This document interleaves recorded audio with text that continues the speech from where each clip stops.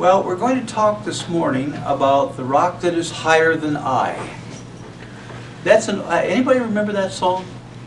That's an old-time gospel, well, a Broadman hymnal song, let's put it that way. And it talks about the rock that is higher than I. Now, the Old and New Testaments in the Bible are full of symbology.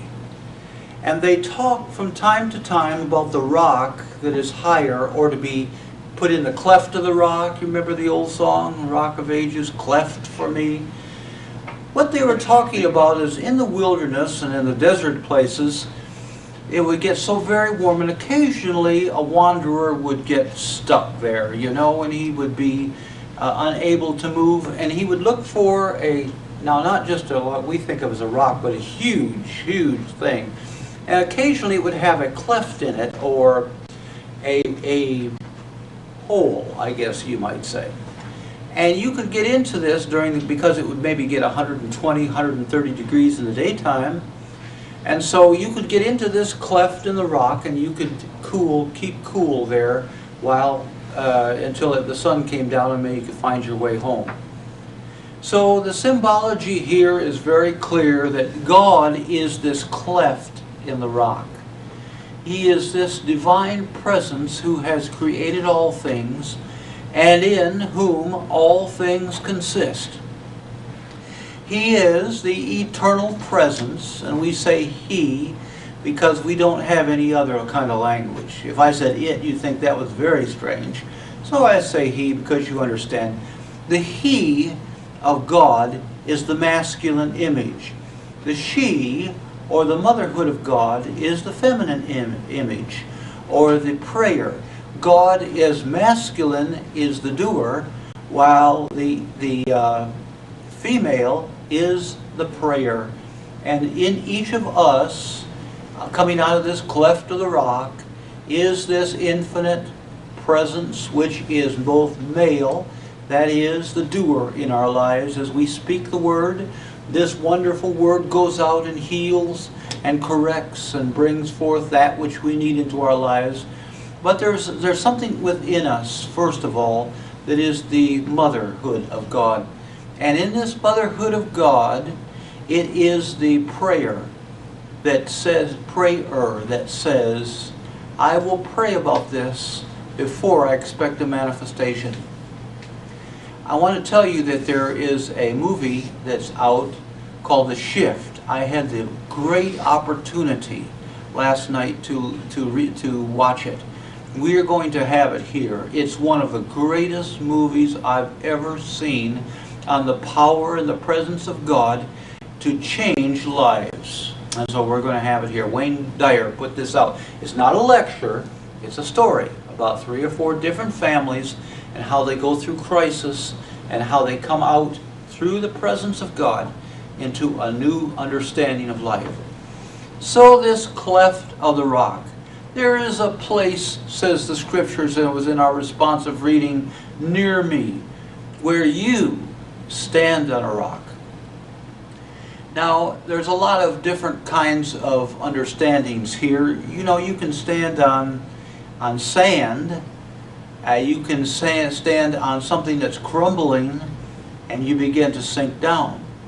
But in this divine presence, in this infinite, wonderful divine presence, this everlasting presence whose limits are nowhere and whose power is everywhere, we stand upon this rock.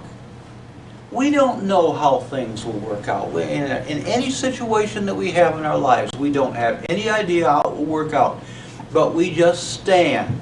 We take a stand and we say, God is even now taking care of this situation and is having a wonderful time taking care of me. Now, wouldn't that be a wonderful affirmation? Just having a wonderful time. See, the problem is that we think we have to know how it'll all work out.